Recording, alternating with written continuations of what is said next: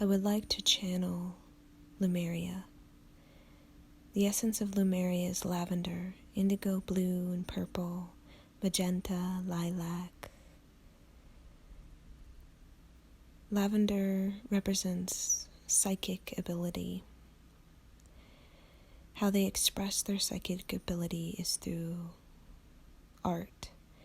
They were amazing painters and artisans.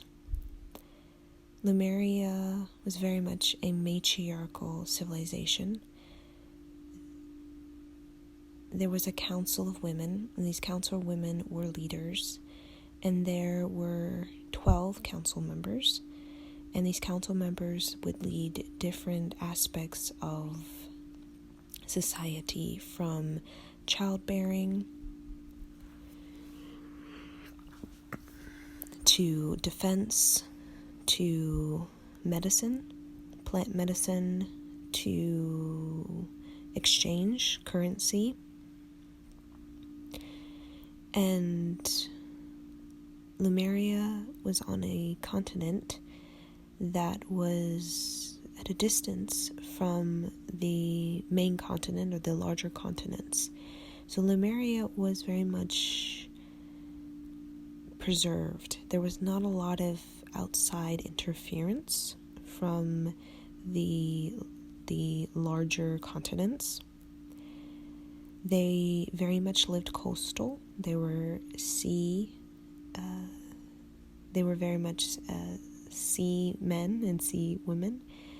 So they had a great fondness and appreciation for the orcas, the dolphins, the whales, and water.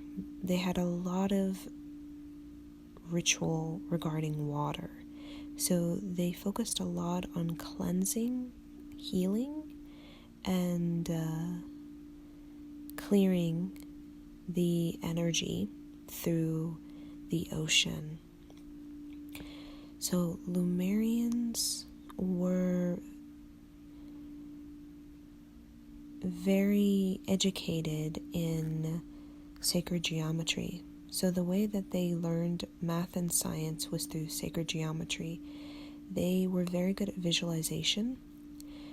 So they had an ability of going into a deep trance or deep meditation, and they could visualize the math and science, the equations, the formulas, the theories, and how they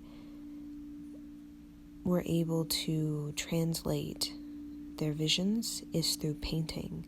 So they would paint a lot of geometry.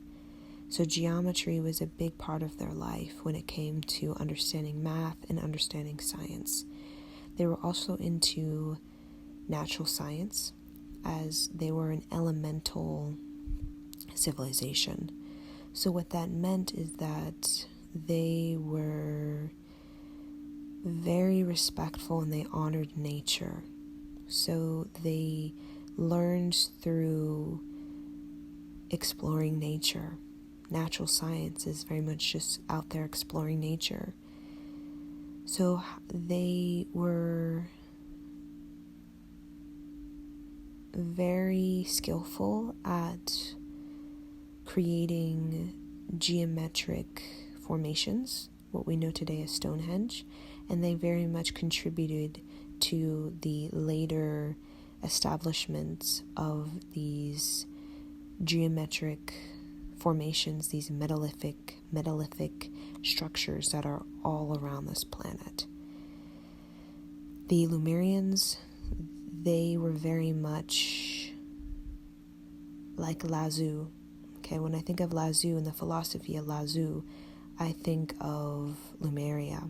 Lazu actually had multiple incarnations on LEMURIA, and he came to share the teachings of LEMURIA to help bring balance to a heavily patriarchal society. So LEMURIANS were mainly feminine. They mostly, there was a stronger feminine energy than a masculine energy. So what that meant is that they very much focused on creativity, imagination.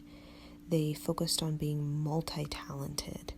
So Lemurians, they created sound healing, or they really created a movement of sound healing on this planet. So sound healing was their way of healing. It was their way of also expressing themselves and healing their emotions. So the one thing about Lemuria that was known all across this planet is Lemuria is had the most emotionally fulfilled civilization. They were emotionally fulfilled because of their soulfulness, and they were very tapped into their essence and their authenticity. They were very much about sacred prosperity, and they were about recognize the body, the mind, and the spirit as very sacred. So they were very much into crystals, okay, like rose quartz. Rose quartz was very much a common, it's very fond of the rose quartz, as well as amethyst. That very much represents their energy, right? They're very heartfelt, very loving, very nurturing, very caring, and they're also very psychic, right? A part of their gift is that they are able to channel gifts from other planets, and that's what made them very, very gifted as a civilization, very highly creative, and they were one of the most prolific storytellers and creative writers of all civilizations. They had multiple philosophies, very, very prolific in their library of philosophy. They were also very much known for being librarians, right? They definitely had a library, and their books, we could say, was very much, they had a lot of picture books. So they would do a lot of paintings, and they would also do paintings in books, such as they had a huge archive of plant books where they would draw plants or animals, and they would basically, in the description of the painting, they would show how to create plant medicine for healing, for ritual, for cleansing, for emotional healing, and for balance. So they were very much connected to the Akashic record of planet Earth. They were very much like Edgar Cayce in the way that they could channel. They could channel past, present, and future. And they very much, again, they knew how to be in these trances. They knew how to put themselves in self-hypnosis. They were advanced meditators. So they very much could channel other planets such as Pleiades, Orion, Arcturus, and Sirius, as well as many others. And they also they were very knowledgeable about cosmology, astrology, and they were great map makers. So they had a lot of sacred formations, geometric formations around their continent that would mirror the stars. And these metallithic stones, these giant stones, were actually rock that they would find by the mountain. And inside these big giant rocks would be crystals. So they made their homes. They were very good at architecture. The architecture was very much sacred geometry. It was very geometric, very much like, or what would become later feng shui. And they would use crystals. They would put crystals in the flooring. So they would use they would kind of break down the crystal to like a sand, like a sort of a sand, and then they would kind of put it underneath the flooring, And they would also use a lot of opal, a lot of marble, a lot of limestone. They wanted to use like a live material, so they didn't use a lot of wood because the wood is dead once you cut off the wood from a tree. So they mainly used a lot of crystals. They would not particularly they wouldn't use giant crystals to make their homes out of it. They would mainly break down crystals like rose quartz and amethyst, and they would put it underneath, let's say, like limestone material, or they would put it in the walls behind the main frame, or the main structure, such as could be marble or some sort of material that they would bring back from the mountain, because there was a big mountain where they would get most of their materials, like crystals and opal, and they would also use shells, and they would also use a lot of pearls for decorating their home. So their home was very much they had a lot of windows, they had a lot of openness, because where they lived, their continent where they lived, it was very much like season, like there was like a same season all year round. So they didn't have huge jumps in temperature, meaning they didn't have a lot of seasons. So they had a consistent sort of temperature all year round. So they had a lot of open windows, a lot of like open breeze areas, and these homes would be near the ocean, right? And they would actually be a little bit elevated, because there was more of like sort of rolling mountains, rolling hills, where there would be also like areas on the coast where there would be these giant sort of rigid mountains, and they would some of them would live on these sort of rigid mountains, very much like the Minoan civilization in the Aegean Sea, where, as we know, Greece, there's a lot of like rigid sort of mountain sides where there's these homes living on them that can be very much like the Lemurians. And they were very good at dye. Like they had a lot of color dye, and they had a lot of silky long gowns that men and women would wear, long silky gowns, and they would be dyed by these colors. And they would also exchange these dyes with foreign land. So they were very prosperous. Lemuria was very prosperous for their jewelry and for their color dye, as well as for their plant medicine, because they were very, very knowledgeable about plant medicine, and they would exchange plant medicine, color dye, as well as jewelry to foreign lands. And they were very prosperous. Lemuria is very, very prosperous for their creativity and also for their storytelling as well. So jewelry was very much crystals, and it was very, very refined. They were definitely artisans, and they were craftsmen. It was very special, their jewelry, and that's why they were very prosperous to foreign lands, because their jewelry was very supreme. They had the supreme jewelry, very regal, almost like royalty of foreign lands would exchange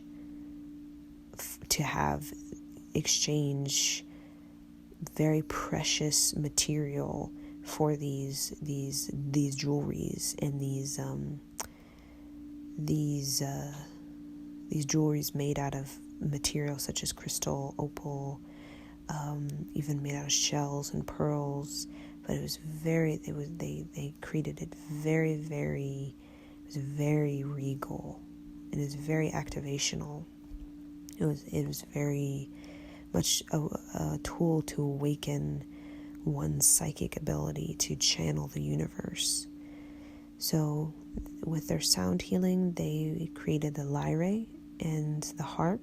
They had the cello, the flute. They had a lot of string instruments that are very much soothing, Like they had a lot of crystal bowls. They created crystal bowls. They also had crystal caves within this giant mountain, this rigid cliffside mountain, oceanside mountain. And they had these caves where they would tune these caves to these frequencies.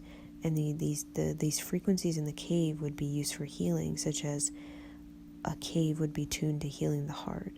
Another cave would be tuned to healing the throat. Another cave would be healing the crown chakra. Another cave would be healing of the sexual energy or the reproductive energy. So a lot of Lemuria was known for being a very restorative civilization. They were very much about being restorative. They were very much about being calm. They were minimalistic. They were simplistic. They were elementals, where they were very much in tune with nature. And that's why they were very sophisticated in plant medicine, because they were elementalists. They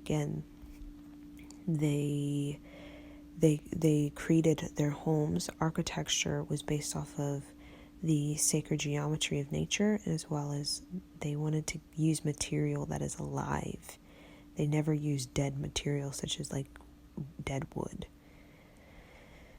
So they used mainly crystals because crystals are alive, and that became about creating a vortex of a vortex of a higher vibration that could help them to travel to these other realms, because Lemurians were very much this Pisces energy, and this Pisces energy has to do with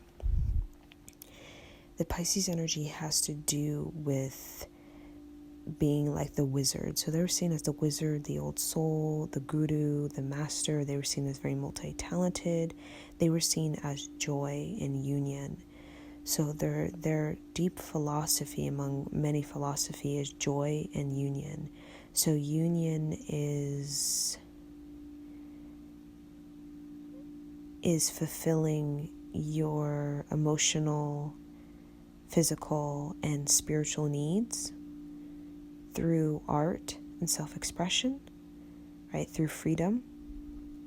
And joy would be the acceptance of your essence and your natural self.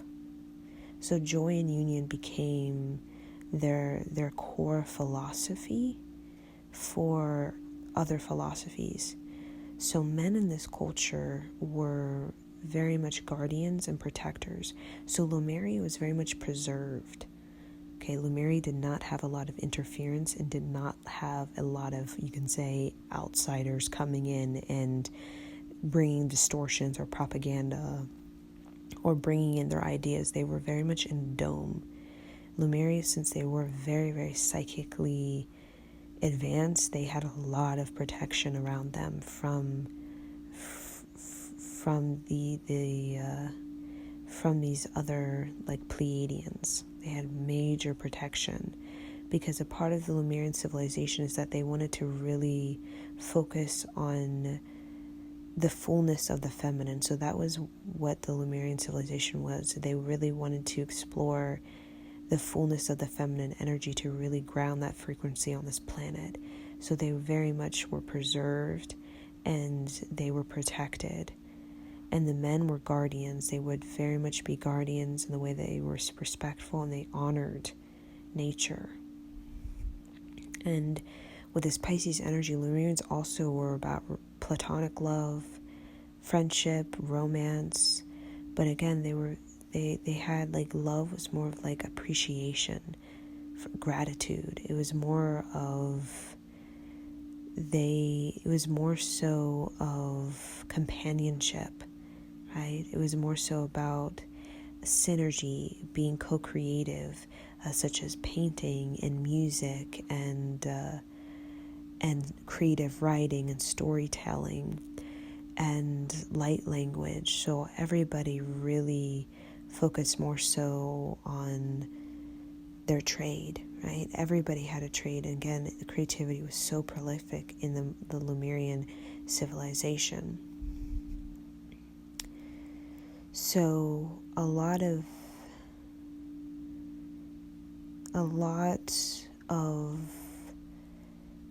their big influence, we can say, on the later world, the world that we have today, can be about the Stonehenges that are all around this planet.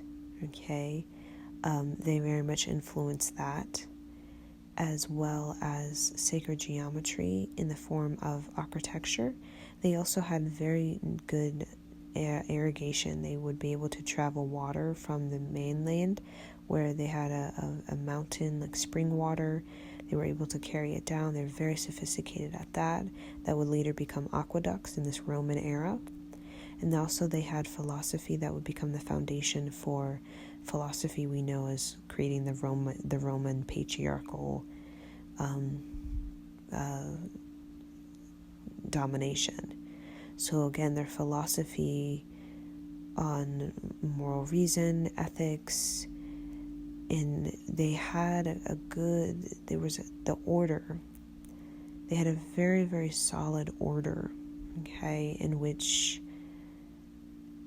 the men had a strong sense of purpose, right? They had a strong sense of duty, and a lot of their duty was to be protectors and guardians. They saw themselves as guardians of the elemental realm. So the men were very concentrated and focused on the guardianship over the elemental realms, and also preserving the library, right? The spiritual practice of Lemuria. So they were very much, their duty was to preserve the storytelling, the creative writing, the music, the healing, the ritual of the culture. So they very much focused on keeping it alive through many, many generations to come. So that was their focus and their duty to their civilization. Now the men, get back to the men. The men were voyagers. They would actually travel through, like on boat, and they would travel to distant lands, and they would learn from distant lands their civilization, and they would come back and share their knowledge, share their experience with the matriarchal council, to let them know what's going on in these foreign lands and their experience of it.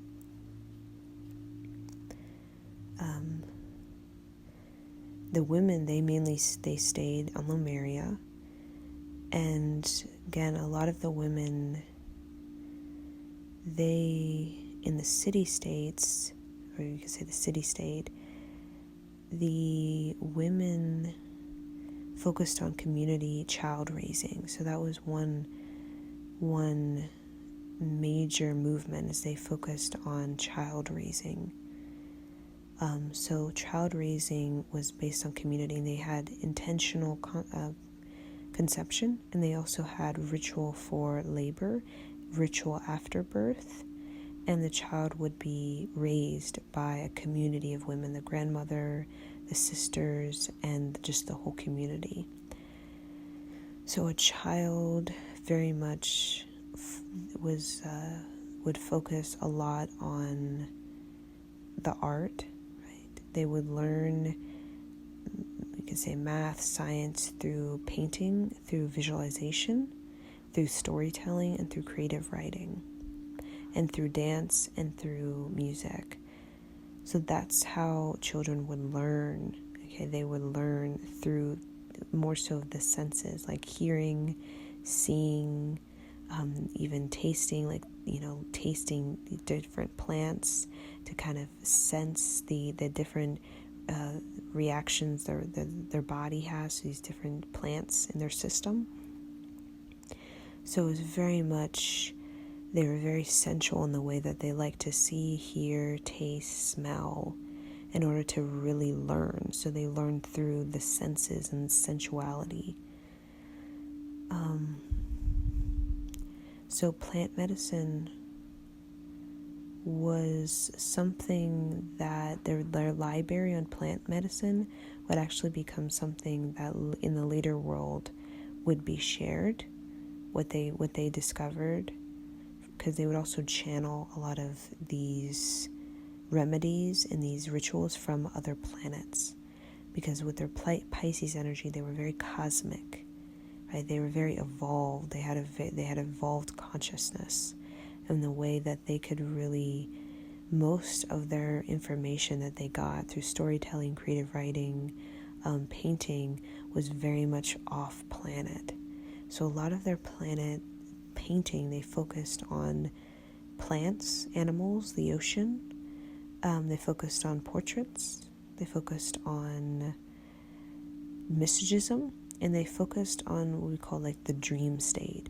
So a lot of their paintings would be of their travels in meditation or in trance to these other worlds, and they would paint their experiences in these other worlds, what they saw, what they heard, what they felt, what they learned, their experience while in trance at Pleiades or Orion or Arcturus, and they would paint it. And they had a lot of murals. Again, they had a lot of paint. Like they had a lot of color.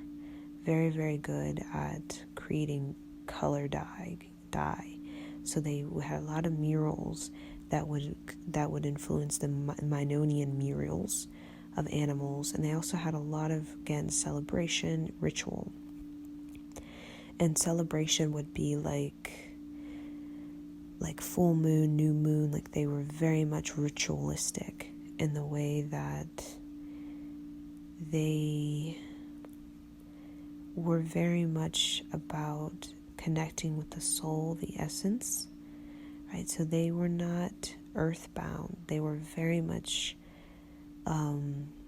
channelers. So they were not very earthbound. They were here on earth, and they were very much taking a physical body, but they were very much very active in these other higher realms, off-planet higher realms. And they would travel to these higher realms through meditation, trance, so they could pull down even higher frequencies of the feminine, because their purpose as the feminine matriarchal civilization was that they really wanted to bring the fullness of the matriarch to planet Earth, because during the Lemurian time, planet Earth was just starting to establish both the masculine and the feminine energy in the human genetics. So Lemuria was very much protected by Pleiades, because Lemurian very much were integrating, downloading the codes and the information, the Akashic record for the feminine energy that would later be accessed by meditators and other channelers, like Lazu and Carl Edgar Casey, and even Nikola Tesla, Da Vinci, in other philosophers and storytellers and creative writers and painters and musicians. They would channel a lot of the Lemurian civilization. Lemurians, they downloaded masses amount of gifts in the form of music, in the form of healing modalities such as Qigong, Tai Chi. They were really good at Qi. They knew how to move Qi to the point where they could almost move objects. They really understood Qi. They could even, their bodies almost vibrated because their Qi was so magnetic that they had these Lemurians vibrated. Their aura vibrated. That's how much Qi was like moving through them. They can like affect their environment. They could affect nature. Even they could even affect the they could even affect, when I say the environment, I'm talking about like rain, and I'm talking about tides and large sort of, they could affect the elemental realm through their powerful chi. They're vibrating around them. So, and they also, again, they downloaded the philosophy of love, right? What is love from the feminine, the matriarchal view, right? Love is caring, right? Love is unconditional. So they really were about unconditional love, compassion, forgiveness. So they created a lot of these templates for these later philosophies of forgiveness, compassion. Again, Lao Tzu, everything about Lao Tzu is about forgiveness, compassion, right? Rising above. And that was very much a Lemurian. So they brought the fullness of the matriarch to Earth, because Earth needed to balance both the masculine and the feminine. So during this heavy patriarchal age that we're still in order, a lot of teachers, such as Lao Tzu, okay, even Edgar Cayce, Da Vinci, a lot of teachers that were very much considered wizards, they would come forward and they would teach a lot of feminine energy. Like Da Vinci, his painting was very much Lemurian, the way it was very, very cosmic and almost extraordinary. And it was like Da Vinci was channeling a higher dimension that was very much Lemurian. Lemurians could channel higher dimensions, so their creativity was not just ordinary, it was mystic, right? It was mystic, it was esoteric, because they would paint not just planet Earth, but they'd be painting other planets, other dimensions, other realms beyond Earth. So a lot of these teachers during the patriarchal age would share a lot of these teachings that came from the Lemurian template, as a way to bring balance to a really harsh, brutal, and aggressive patriarchal age that was dominating and trapping and causing a lot of dysfunction and disruption in the society of humankind. So Lemuria was very much a calm, very soothing, and very restorative civilization. Now, how the fall of Lemuria happened was due to ice. An ice age happened, and happened quick, like overnight. Their whole civilization, their whole continent was underwater, right? Underwater, very quick. Not underwater, ice, frozen, ice age. And a lot of these Lemurians, they didn't leave. I feel like they predicted, again, they're prophets, right? They're wizards, so they could foresee, but they chose not to leave. They chose not to leave to go to other civilizations. They actually ascended, and a lot of them left their soul body, their subtle body left, and they went to Pleiades. And a lot of these Lemurians came back to Earth, came back to continue to teach. So a lot of them would teach the Lemurian template to really create what we know as the Minoan civilization, which created the foundation for Greece, the Greek philosophies, the institution, or the university that we now have basically today everywhere across America or across this whole planet. So they came back to Earth to share, right? Their painting style. They would share ceramics, pottery, poetry. They would share about love, and they would share about they would be storytellers.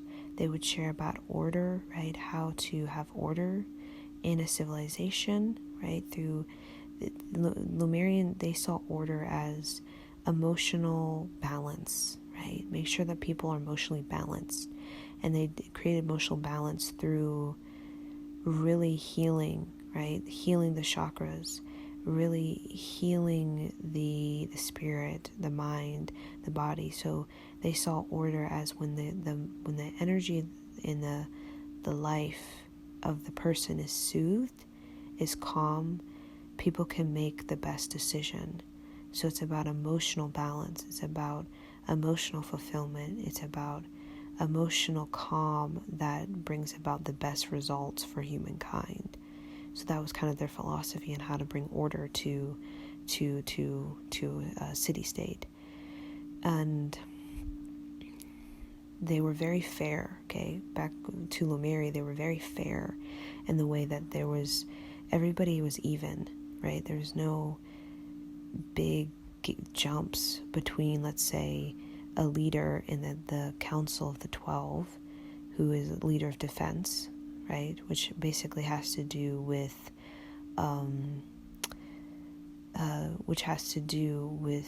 the precautions, right? And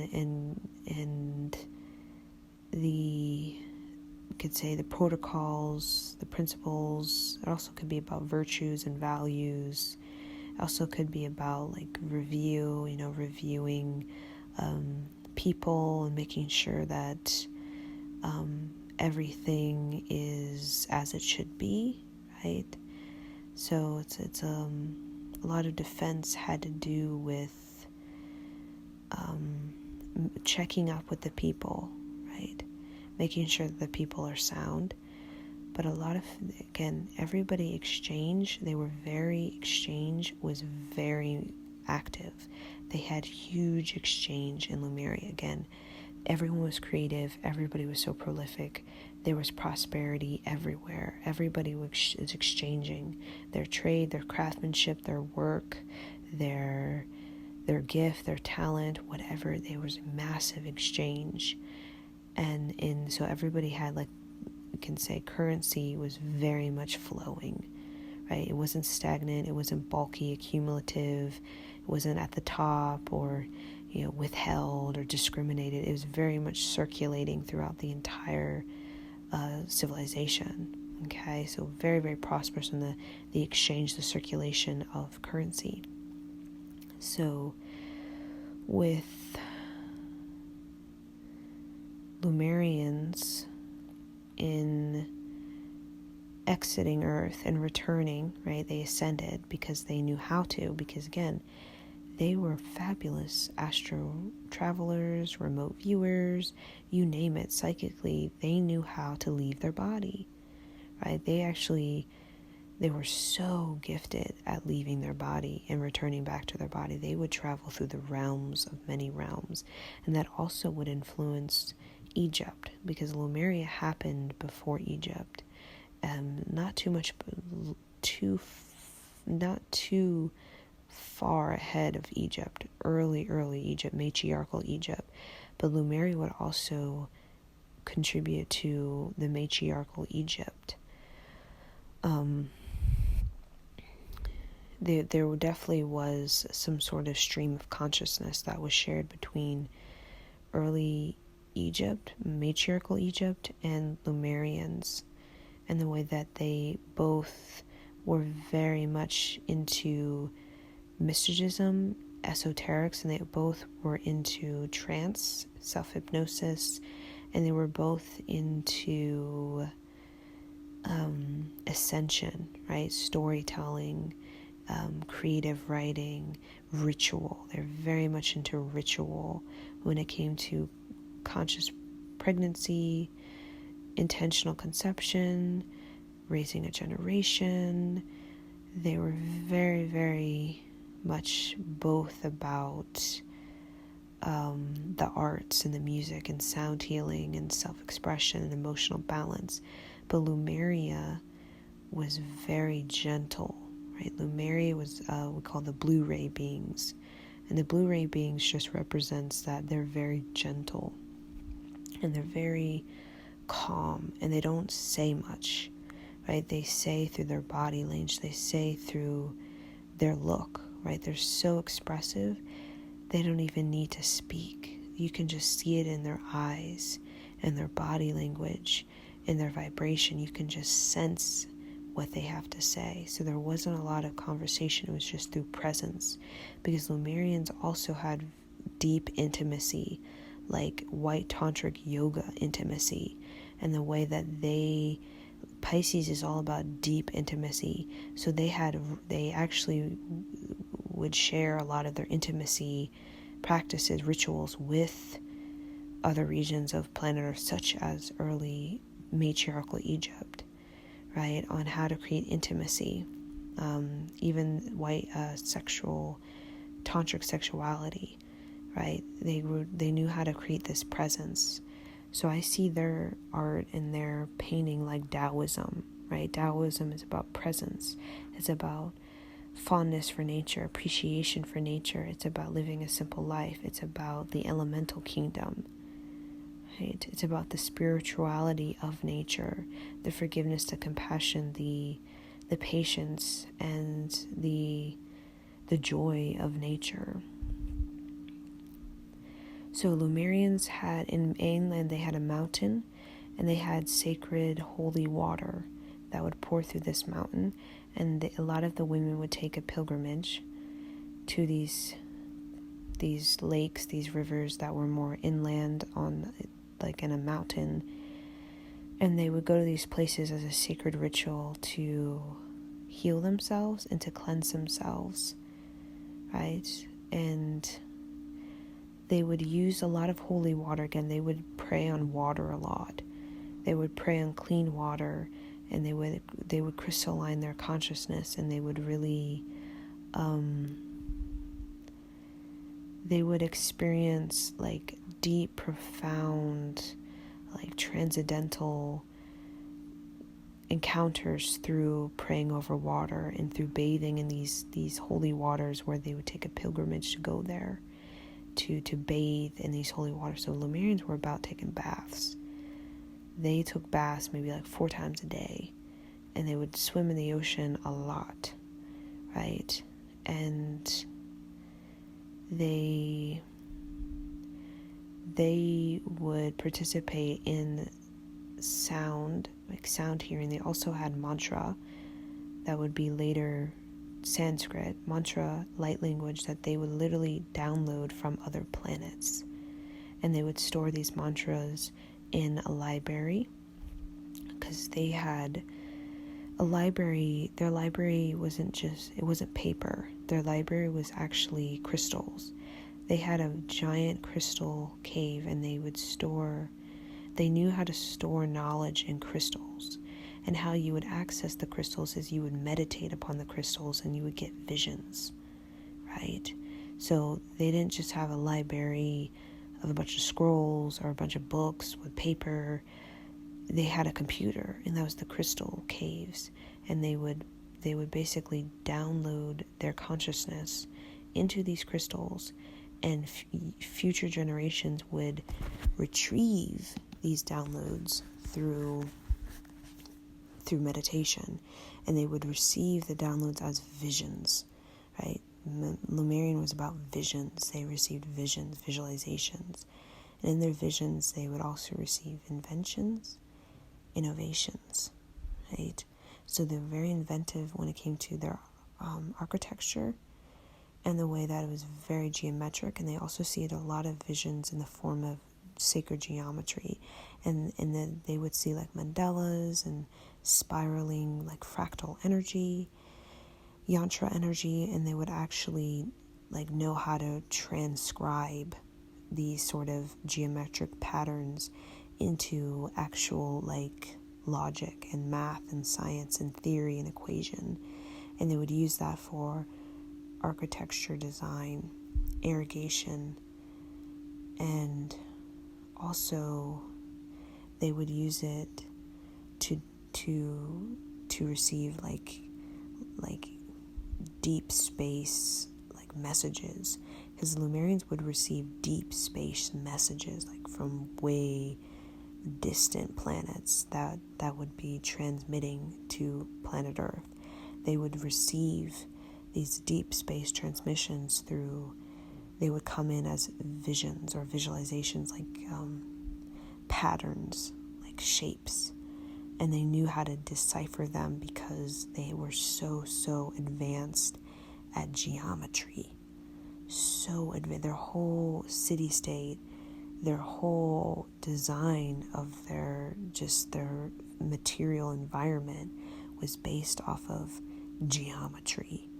So math and science, we know today that's like about just a bunch of numbers, that would be a math class, a science class in Lemuria would be learning geometry, and you would have to paint, right? You would actually have to draw out these patterns and these forms, and you would have to know how to read these geometric these geometric patterns and read them in a formula, an equation, because each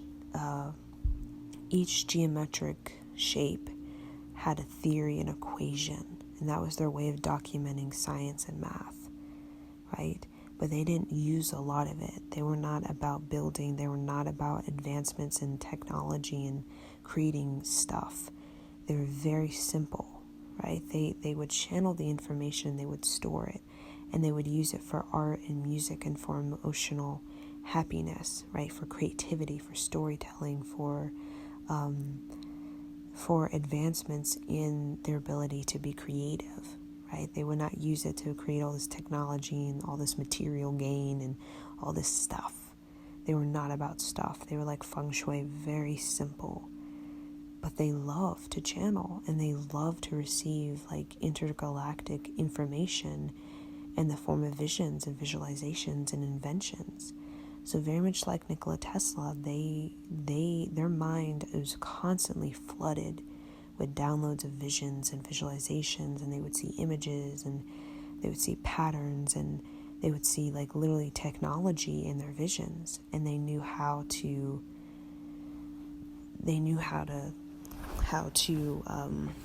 create it, right?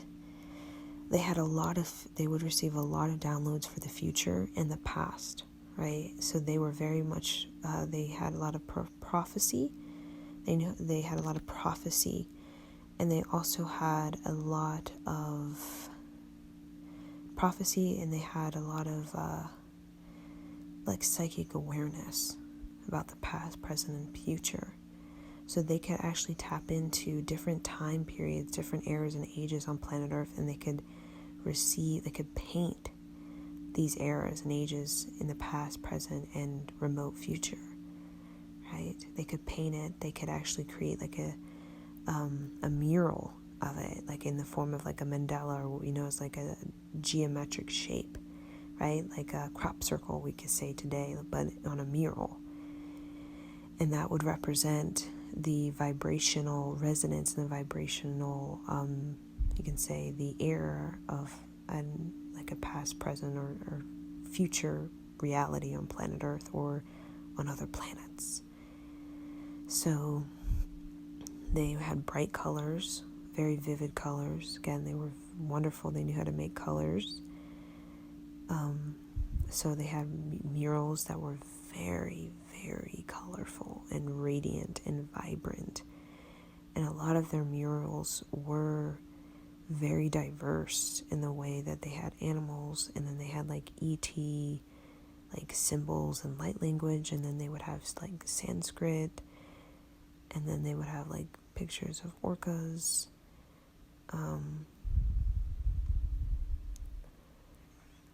and then they would have like pictures of like future Earth, or the past of Earth, or they had like a mystic reality of some sort of dream or transcendental meditation or trance-like experience. They were very mystic, very like wizardy, and very dynamic and very whole. They were one of the most whole civilizations on this planet. They did represent the fullness of the feminine and the matriarch, and they succeeded.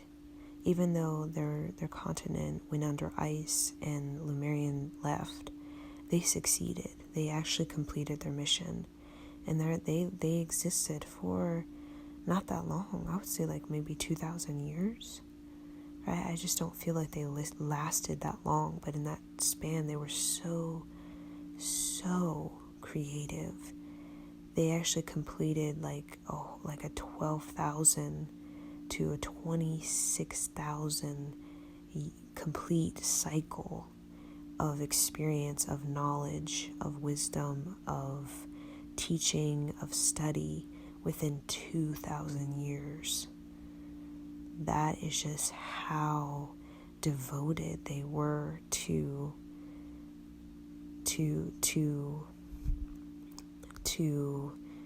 their visions and their visualizations, into their consciousness, into their spiritual growth. They were very devoted, and that's why they experience immense growth just in 2,000 years. For most civilization, a lot of times for humanity, it can take up to 12,000, almost 26,000 years, like a whole Vedic planetary wheel, go through the whole planetary wheel to actually have wholeness, to really have completed the mission, right? To really have become a master at it. Okay, so again, they focus mainly on the feminine, but they brought about a lot of activations in the way that they created major vibration on this planet of creativity, higher imagination, trance, self-hypnosis, philosophy, ritual, union and joy, and what does that mean, right? Teachings on emotional balance, healing modalities, music, geometry, crystals, what is the elemental kingdom, how to use the elemental queendom, like self-love, unconditional love, what is intimacy, right? What is harmony in relationship? How can men and women better honor each other? They brought so much wealth to this planet Earth. So much wealth to this planet Earth because they channeled and they channeled and they channeled and they channeled into the crystals, into the trees, into the sand of the beach, into the mountain. And they taught their generations how to meditate, how to visualize, how to vision. What is vision? How to manifest, right? How to receive the vision, how to manifest in the form of, like, how do you decipher the vision, like the dream, the vision, the trance, into a manifestation. And they taught the generations, every dream is a message, every dream is a technology, every dream is giving you a tool on how you can best manifest, you can best alchemize and create. Right? So they taught the young kids how to decipher dreams. They even gave them like a dream guide, right? Like hieroglyphics, every symbol, like there was many symbols in Lemuria, and each of the symbols represented a whole meaning, and these symbols together would represent like a message, right? So they had hieroglyphics, but it was not hieroglyphics. It was a little bit more complex, and there was a lot more symbols. And it was called light language. It was called deciphering a vision and deciphering a dream for manifestation and for connecting with God and receiving the voice of God, right? The instructions of God and the creation of God and how to be a creator. So these children knew how to decipher and they knew how to create, right? They were wizards. They could create. So in relationships, man and woman were about co-creation. They were about synergy, right? They were about, co-creation was about two very talented people coming together to share their talents, to be even more talented as a unit, right? So relationship was about two talented people, right, in their trade, in their craft. They would come together and they would become an even greater talent in as a unit. And they would become very prosperous because of that. So a lot of intimacy was based off of, like, they wanted to explore their soul. They wanted to explore, like, what it is to be in union with someone else, right? But Lemurians, they focus mostly on union with the self. What does it mean for the mind, the body, and the spirit to be nourished, right? Because when the mind, body, and spirit is nourished, the person is whole. And when the person is whole, emotions are balanced, emotions are sound. When emotions are balanced, a relationship with another human being can actually be one of prosperity, right? In order to have prosperity in a relationship, both people have to be emotionally balanced and emotionally sound, and that only comes when mind, body, and spirit are nourished by art, music, painting, healing, ritual, all things that have to do with essence, accepting the natural way, right? Falling in love with the inner child, right? So again, they were very much like the inner child, right? They were very, very kindred, like orcas, very innocent, and this innocence was very much preserved. It was unbreakable, it was untouched, there was no interference, there was no negativity, no attacks, no propaganda, no war, no, violence. They had none of that, right? Because that was not their mission. Their mission was very clear. They were to integrate, download the fullness of the feminine to help the future of planet Earth really balance the masculine and the feminine energy. So they became the ambassadors for planet Earth matriarchal lineage in multiple regions, from Asia to Europe, North America, Australia, you name it, everywhere. Lemuria was the ambassador for the matriarchal lineage on planet Earth, right? And they were only here for a short time. They weren't even here for as long as matriarchal Egypt was here. They were here for a very, very short time. But since they were like this Pisces, they were so gifted, so psychic, so spiritual.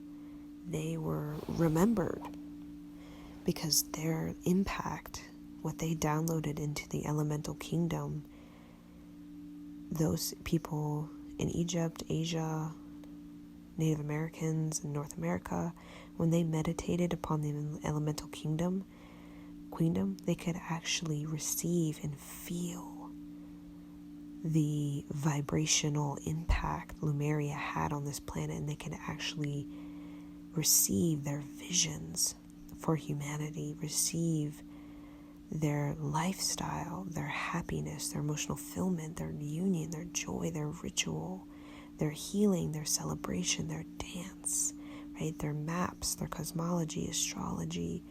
They could feel all of that, and they would share that in their current era, such as Native American, like Cherokees, or the Hopi, or in matriarchal Egypt, or in Asia, these tribal places.